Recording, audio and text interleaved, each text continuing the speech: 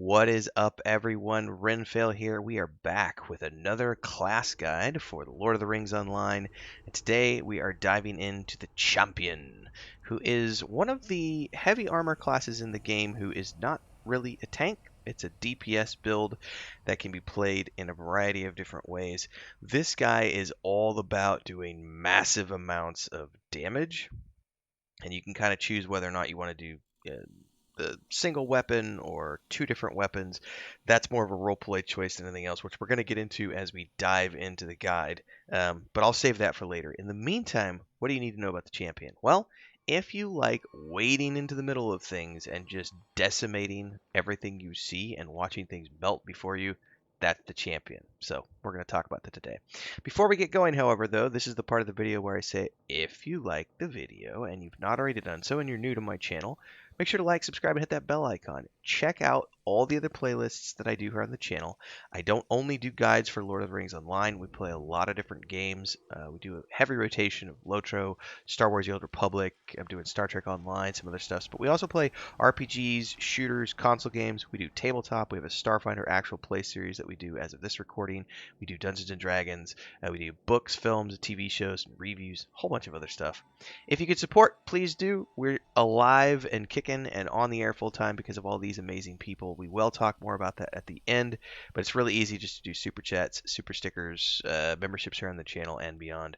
So, without further ado, let us dive into the Champion and what makes this such a unique and fun class in Lord of the Rings Online. Alright, so let's talk about the Champion class here. We're going to be doing combat later on in the video, so if you want to check out the combat section, make sure to peep the chapter lists down below, because that'll actually take you to the section where we're doing the combat to show you a little bit of what the Champion is all about. But essentially, you are the other plate-wearing tank in the game, the first being the Guardian. I know some people will say the Captain. The Captain's not really a tank. The Captain can do some tanking, but just like the Champion isn't really a tank, neither is the Captain. The Guardian is the tank of the game. However, you can wear heavy armor with the Champion, which gives it a level of survivability that, say, a Ranger might not have, because, or a hunter, I should say, because they're wearing medium armor, or the lore master who only wears light armor. You do get a chunk of hit points, but you are not the same level of survivable as the Guardian is. This class is not a glass cannon, but you do have to be somewhat conscious of pulling too many mobs. I have gotten into situations where I thought I was like, I could pull, 6, 8, 10 mobs. You have to be a little more cautious than you would have to be doing with the Guardian. But it's still a great class that can get up in the thick of it. It's great as like an off tank in those situations where you might be with a fellowship and need to pick up a couple of adds because things are getting out of control. In those cases, the Champion can actually handle it a little bit of off tanking, but they are not a primary tank. They are a DPS dealing class. So bear that in mind when you talk about rolling up a character. Now, because they can wear heavy armor, you can do some fun stuff with the cosmetics. I have often said that one of the reasons I like to choose the man as a race when I'm doing these heavy armor wearing types is because the armor just looks, I think that there's just some really cool armor stuff. You guys saw my Guardian video the other day. I absolutely love the set of gear that I have for my Guardian.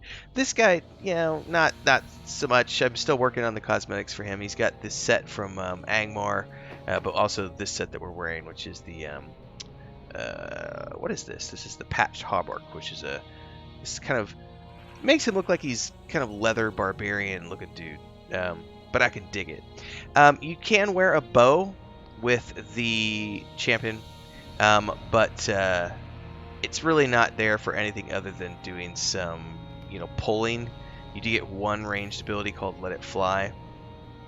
It's not that important. Mostly you're going to be about just doing lots and lots of damage. So if you like that, if you like getting in there and watching numbers die and numbers fly up on the screen and mobs die and melt before you, this is going to be the class that you want to play. I just realized this is the first video I've done fully inside of Moria because I've only ever teased Moria, whereas this time around I'm actually doing a recording inside of here. So hopefully you guys can appreciate that. Dwarves everywhere, the dwarven music, the architecture, and everything else. But let's dive into the next part of this video here, which is traits, because this is going to significantly change how you play your champion in the game. So just as we've discussed in all of the other Ultimate class guides, there are 3 different trait trees, and we'll go ahead and go over to the second one since I don't have anything spec'd at the moment, and we'll take a look at what these are, because I'm currently running the red line, which is the Berserker, and I'm going to tell you why I run the red line, but I think that it depends on the situation. So the 2 that are the most popular are the red line, which is single target damage, and the yellow line, which is the AoE spec for the character. There is also the blue spec, and we're going to walk through all 3 of these so that you get a better understanding of how you might want to spec your champion. I will say that it's probably going to be dictated by whether or not you're playing this character solo and just leveling up on your own, or if you're playing with a small fellowship with 2 or 3 other people, or are you doing regular groups? Do you have a fellowship? Do you have a static group where you're constantly grouping in full groups and raiding beyond that? Are you actually playing in the game? Because that could change a little bit as well. But also bear in mind that just like with every other classic game, you can have multiple trait trees. So you can have all 3 specs on the same character, making you able to switch in and out of any situation. So don't stress too much about which one you're going to choose. Alright, getting into the 3 different traits here. You start off with the Martial Champion, which is a damage-soaking tank who prefers offense over defense. This is a warrior line, which foregoes the shield for better weapons. Managing fervor, health, and power makes this tank unstoppable. Now, they use the word tank here, and I would argue that that's not necessarily true, but I will say this. The Martial Champion is going to be the tanky-ish, the more tanky of the specs that you can have for the champion. It's not going to give you the same amount of survivability as the Guardian because you don't have a shield and the mitigation and everything else, but you do get some increased threat. You get some passive increases to your morale. You can actually block with a 2-handed weapon, which is very interesting. And then the abilities that you get are like reduced damage, sudden defense. You get this one, which is a bonus to your morale. It's a morale boost. Then you get adamant, which is another reduction of damage. Masochism increase, which gives you some fervor, and reflects damage back. Then you have brace against defeat, which is more fervor and an incoming healing buff on your champion. And then invincible, which is for every 5% of health you're missing, you get damage increase. So this is a tanky type build, which is going to be for people who prefer to use a 2-handed weapon and playing as like the offhand tank in the group, because it is the tankiest of these. It's still a damage dealer, but it is like a meant to be up there on the front lines and more survivable than the other ones. I personally love the red line. The red line for me is the best line for just raw single target damage while still maintaining AoEs, because you're still going to have some AoEs at your disposal, but it's not going to have the AoE range of the Deadly Storm. But one of the things I like about the Berserker is this is just for melting mobs. It says here, it deals bursts of single target high damage relying on a high crit chance to do massive damage. And you get abilities like Fervor, Precise Strikes, you get Emboldened Blades increase, you get this one, which is one of my favorite, and Renewing Strikes. This is a really cool ability. This is a passive, but there's another one that you get within the line which also restores morale every time you kill an enemy. So this is really cool. So strike shields have a chance to return a percentage of max health, which is triggered per hit of a skill. It's a base chance of 15%. We'll get into that a little bit more. Red Haze, after every kill, you get full fervor. Devastation bypasses 40% of the target's mitigation, and continuous blood rage. There's just so much really good stuff in here, and you get just if you're into just continually doing damage, this is a great spec, the Berserker, but you have to be continually doing damage to get the most out of it, because the fervor goes away if you're not in combat. Meanwhile, if you're going to be in a group all of the time, I think the Deadly Storm is one of the best specs you can have because it's based purely on AoEs. So it's just, if your group is not worried about crowd control and you just want to melt things down as quickly as possible, the Deadly Storm is the build. The yellow line is the build to go, because it's all about just doing tons of AoE damage. And you get some really cool abilities related to that, like Blade Storm and Rend, which are 2 additional AoE abilities. But just really cool stuff here as you go down through the line. And it's just all about just, oh, you want to bring 7-8 mobs into the camp? Okay, not a problem. We'll do it. But let's go into the red line, because that's the one I've taken. And one of the things I want to tell you is because on top of this ability, which is the Renewing Strikes, this is the one that gives you a chance to return a percentage of max morale. You also get Killing Spree. Killing an enemy grants a portion of the champion's max morale. So it restores 10%. So in between these two, I have found that as far as the red line goes, usually as long as you're being selective in your fights and you're not just trying to pull the entire camp, you can pretty much keep yourself topped off, or at least in a safe spot with your health, without needing to ever like slow down or stop, because you just, as long as you're continually killing mobs, you're getting health back, and as long as you're continually using your strike skills, you're continually getting this 15% chance to proc 3% of your maximum morale. So even though you're not necessarily as survivable as the Guardian, you can still keep yourself going fairly steadily by just running the red line and specking out all the way down. Now, we haven't fully spec'd this tree up because this character's only in the, I think I'm level 50 something, 55. So it's not quite as, if we had this completely spec'd out, it would, we'd be a little bit tougher, but we're not, so it is what it is. As far as race traits, I just have Uppercut, which I really, really rarely use, but it's a nice little stun that you've got. I've got Man of the Fourth Age, Titan Mactics bonus, Tight and Might bonus, Return to Bree, and Balance of Man, which gives me Evade, Parry, and Block. Somewhere in here, I gotta find where it is. That's Duty Bound, which I don't have yet. This is the one I haven't finished the deed for this yet, which is the Sword Damage bonus. I need to do this one yet. I just haven't yet. And then, of course, is the virtue traits, which doesn't really matter, but you can run those as you will. Now, one of the things to pay attention to is that the champion is not dependent on single or dual wielding. Now, I prefer to dual wield. It's just a personal preference. My brother, on the other hand, really prefers to use a two-handed weapon, but it's not really going to affect your abilities at all. It's just a personal preference of, do you want to see big crits, or do you want to see lots and lots and lots of damage numbers going up? The difference is the exception, I should say, is going to be in this blue line, because you actually do get a block ability, a block passive with a two-handed weapon. So that's something to pay attention to if you want to get the most out of the martial champion spec, is that a block chance that you get with the two-handed weapon.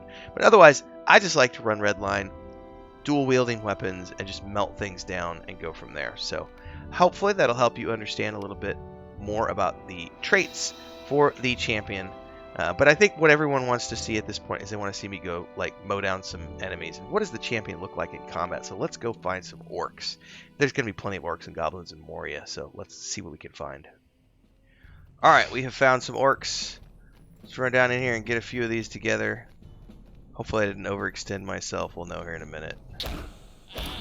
Alright, here we go. So as you can see, I'm in red line.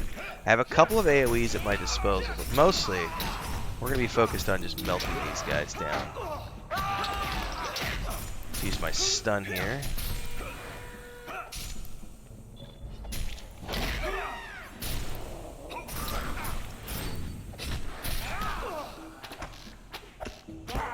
So you see how quickly we just mowed all those down, and my health is at full. It's just this class is just so amazing in terms of just mowing things down. And of course, you could do singles. Just come in here and just the animations as well. It's such a cool class to play. There's a lot going on. Let's go round up a few more. Check out these animations. I think they're a lot of fun.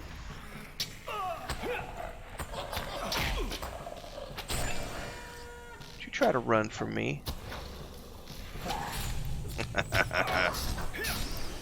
Look at all the health and everything else. Like, just mow them down. All right, now those are blue mobs. Let's go find something that's actually on par with our level so that we can see what it's like if we're fighting something that's appropriately leveled for us.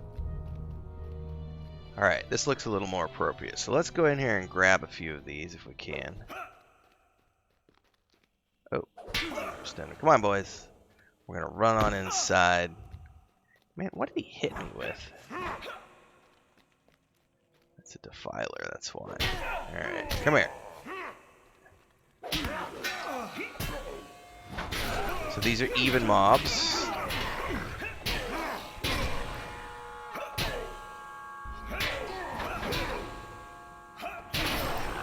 Still not a problem. We still melted those even con mobs down. So it's one of those things where, I mean, red line for me, and again, and it's if you have the yellow line, you'll be able to, you know, do the multiple mobs as well. But just the spec is so powerful to be able to come in here and just be like, what? Orcs? I don't fear no stinking orcs. Can we pull? How many can we pull? Let's get a little crazy here. Let's pull this whole. Hi, boys.